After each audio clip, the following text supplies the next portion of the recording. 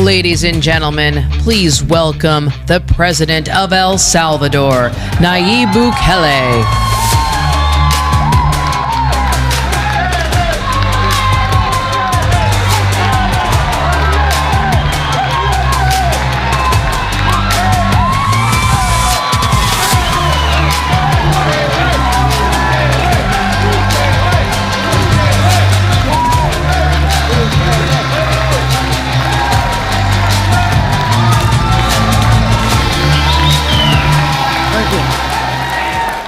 Thank you.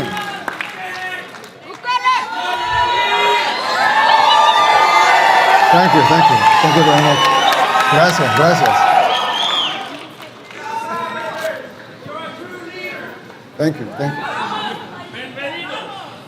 Gracias, muchas gracias, muchas gracias. Thank you, everyone. Thank you, everyone. Thanks. Let's have a seat. Thank you. Let's have a seat. Thank you.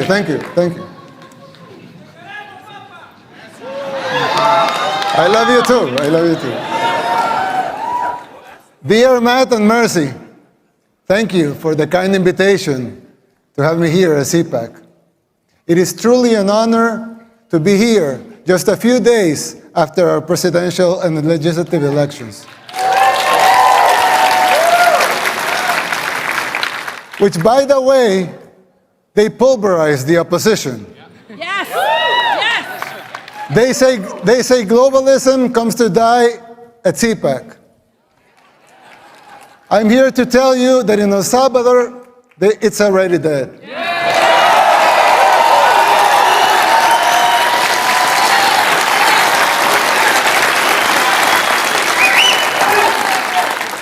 But if you want globalism to die here too, you must be willing to unapologetically fight against everything and everyone that stands for it. Fight for your freedoms. Fight for your rights. The next president of the United States must not only win an election, he must have the vision, the will, and the courage to do whatever it takes. And above all, he must be able to identify the underlying forces that will conspire against him. These dark forces are already taking over your country. You may not see it yet, but it's already happening. You don't see it as clearly because people are designed to see linear changes, not exponential ones. We don't always recognize how fast a problem can multiply and spiral out of control. The problem is much like the metaphor of the boiling frog. Once the water boils, it's already too late. People fail to see these things. It's our nature. Just like the frog, people become complacent, and they don't realize how bad things are getting until it's too late. While I know, of course, El Salvador is a lot smaller country, setting aside the differences, there's a similarity with what is happening here in the United States. We also had many apparently isolated problems in the 60s and the 70s, and we failed to realize as a country the severity of them until it became a civil war. By the time we reacted, it was already too late. We were already boiled like the frog. And it took us 50 years, 2 wars, 250,000 lives, and a third of our population displaced, and a near miracle to get our country back. And you.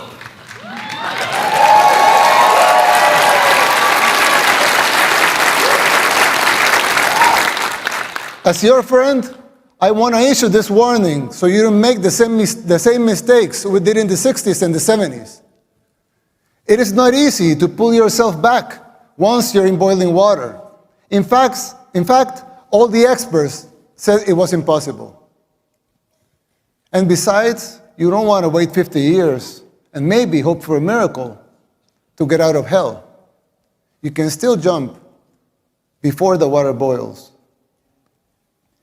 Some might say I'm exaggerating, but we can clearly see the signs of a declining society because our own hit rock bottom decades ago.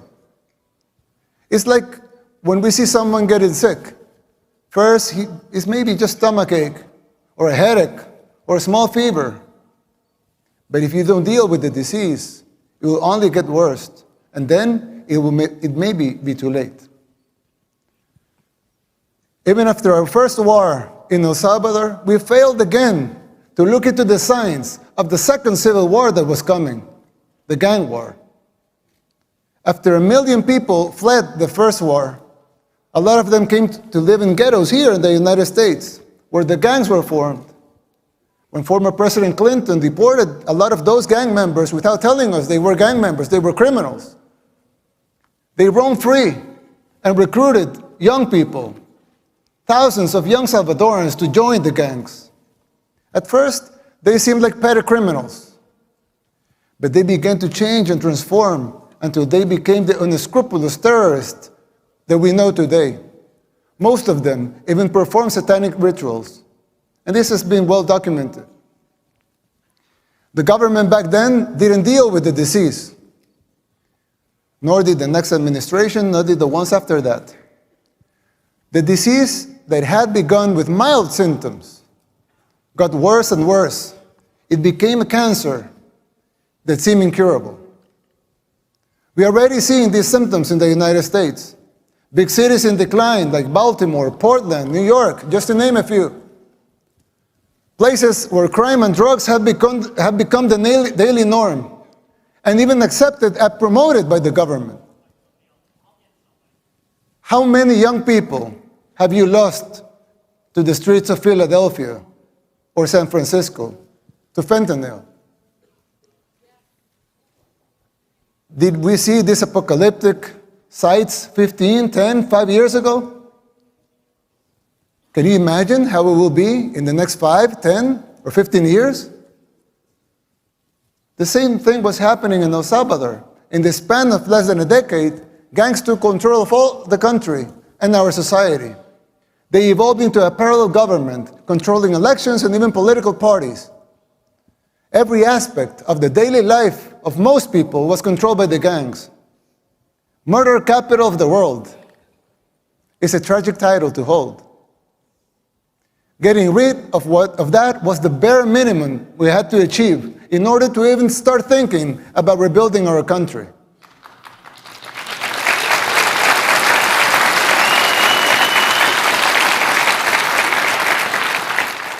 But jumping out of the water when it's already boiling is an almost impossible feat. You are not there yet. And believe me, you don't want to be. We did the unthinkable to cleanse our society. We arrested the terrorists, but we have to remove corrupt judges and corrupt attorneys and prosecutors.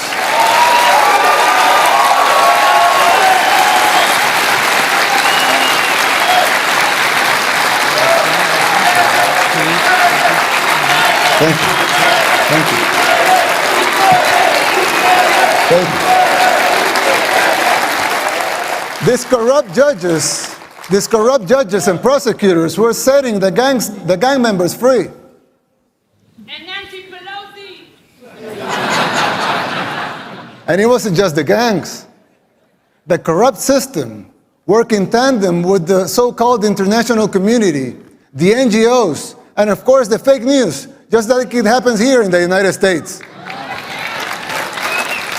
Unelected bureaucrats are trying to instate public policy. Who elected them? They don't have a democratic mandate. If they want a seat in the table, they should run for office. Let the people vote. It will not be a pretty sight for them if the elections are free and fair. I mean, who elected Soros to dictate public policy and laws? Why does he feel entitled to impose his agenda? Let me tell you something. Soros and his cronies hit a brick wall in El Salvador.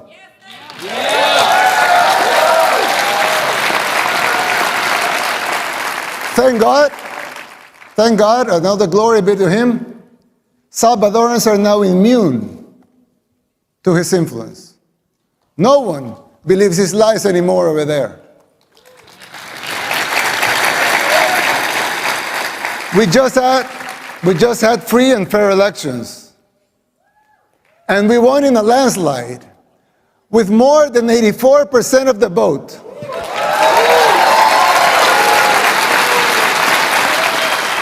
Let that sink in. More than 84% of the people voted to continue our policies.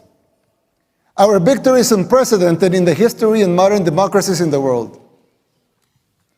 They also gave us a supermajority in Congress, more than that. 54 seats out of 60.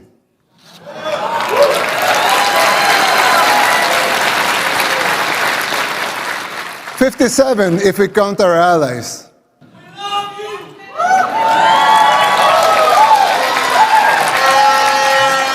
That's 95% of Congress.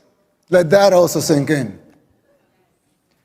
The people of El Salvador have woken up, and so can you. The global elites, they hate our success, and they fear yours.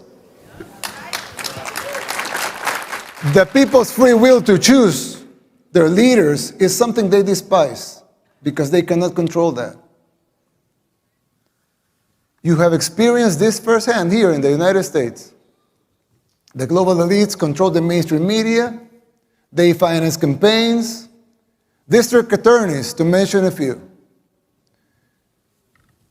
They abuse their powers. They persecute political opponents. In El Salvador, we don't weaponize our judicial system to persecute our political opponents. A practice that may sound familiar to you, but we don't do that there. And who's the dictator? The global elites in the media, they work in conjunction, they run some stories and publish them, same pictures to reinforce their agendas.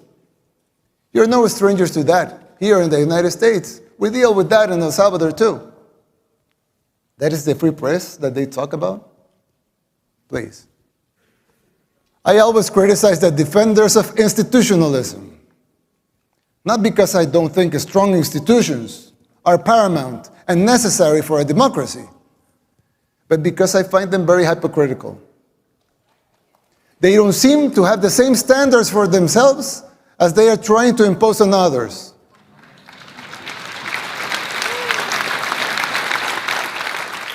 But there's yet another component that is more dangerous than a simple double standard. Institutions were created to serve the people and not the other way around.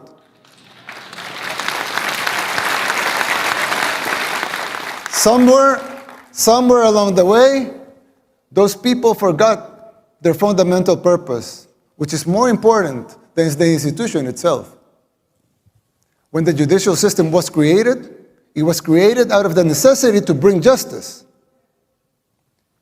But now, it seems like survival and control of the judges, of the AGs, among others, are paramount. And the need to bring justice is merely a little more than an afterthought. Another example, the police was created to bring law and order. Let them seek law and order then. But now some of them are even afraid to do their job because they fear the consequences for doing it. They should be encouraged to fulfill their foundational roles without fear of repercussions that distract them from their missions.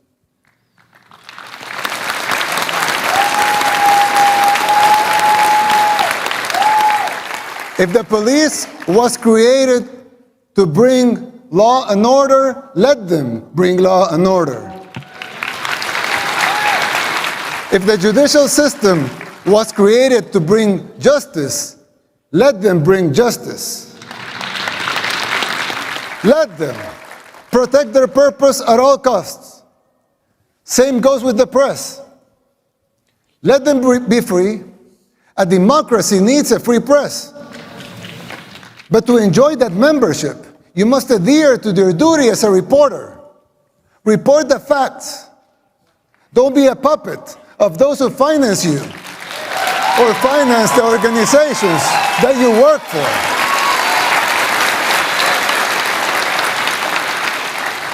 Your freedom of speech will always be protected. We believe in free speech. Everyone here believes in free speech. Your free speech will always be protected. But don't call yourself a journalist if you're just an activist.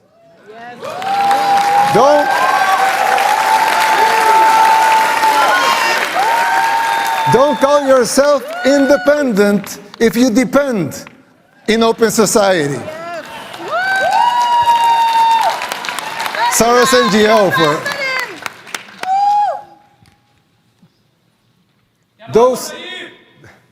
those sacred institutions have morphed away from the reason they were created. We should not defend those institutions for the sake of being institutions. Instead, we should defend the principles that created those institutions in the first place.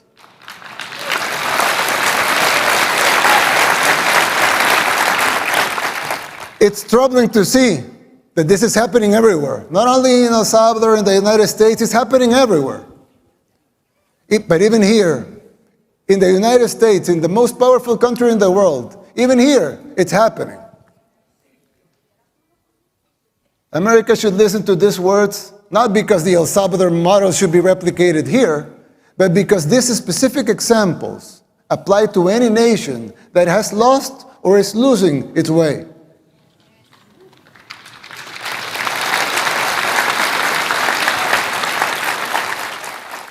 Ask yourself why this is happening, who is supporting it, and whether it's by ignorance or by choice. And fight it. Fight it with all your heart and soul. And be the beacon of hope. And be the beacon of hope that your founding fathers, with all their faults like every human being has, dreamt for your country.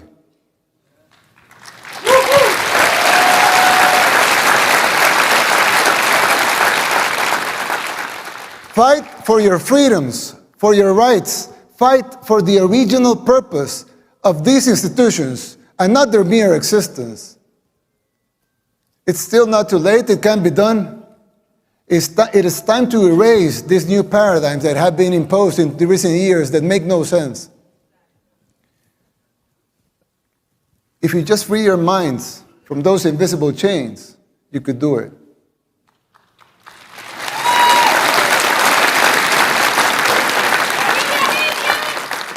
This shift is an extremely dangerous trend that undermines these institutions. Effectiveness and their credibility is at stake, both home and abroad. This is a warning from a friend. You should adhere to their foundational principles and purposes and denounce this new institutionalism. Now, you would think that's it. As it wasn't enough, right? But unfortunately, there's more.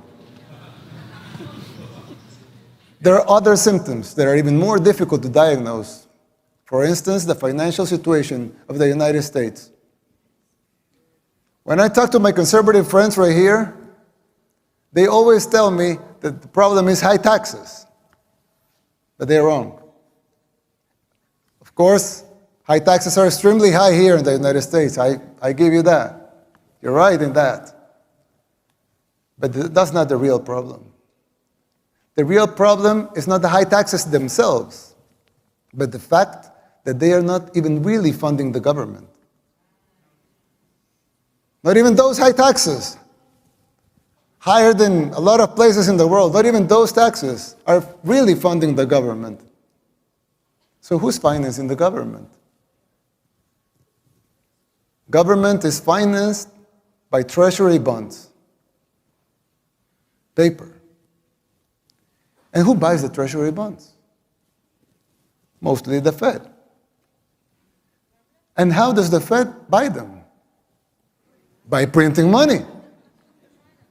But what backing does the Fed have for that money being printed?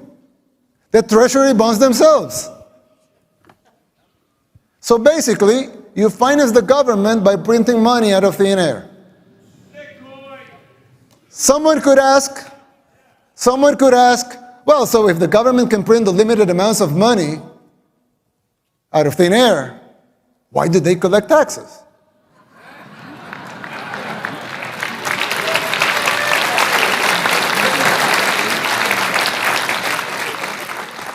I mean, in theory, it would make sense, right? If they can print unlimited amounts of money, why would they need taxes for? The answer is simple, but it's very shocking. The real problem is that you pay high taxes only to uphold the illusion that you are funding the government, which you are not. It's shocking, but it's true. The government is funded by money printing, paper backed with paper, a bubble that will inevitably burst. The situation is even worse than it seems, because if most Americans and the rest of the world were to become aware of this farce, confidence in your currency would be lost, the dollar would fall, and the Western civilization with it. If the next president of the United States doesn't make the necessary policies and structural changes, sooner or later that bubble will burst. There's still time. You don't have to make the same mistakes we did in the 60s and the 70s. You can still jump before the water boils. Winning the election isn't enough to solve these problems. They will not simply go away as a consequence of an electoral result. It would take a total re-engineering of the government, top to bottom. It will entail making difficult decisions, like the ones we made in El Salvador since 2019, and they're already paying off. It will be hard. The system will push back, but you have the right to determine your own fate.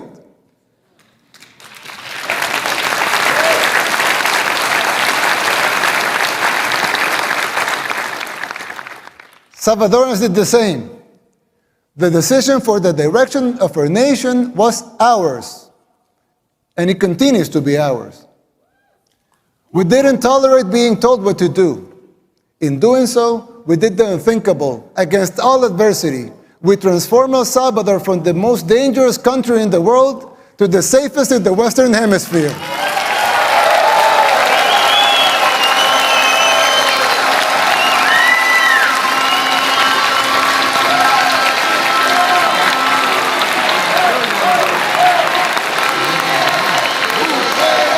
Thank you.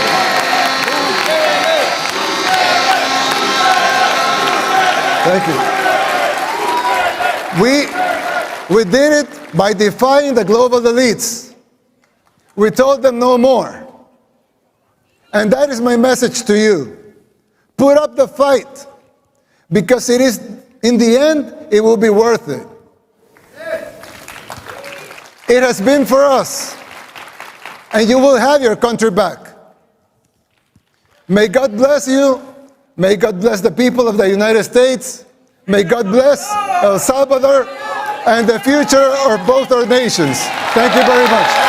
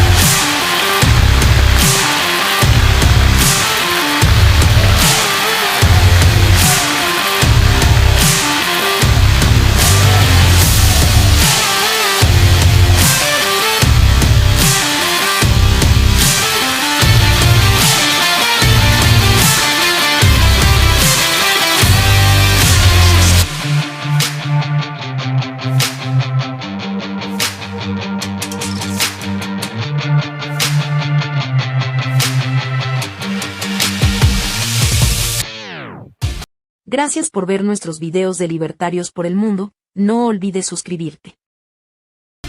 Ladies and gentlemen, thank you for attending today's sessions at CPAC 2024.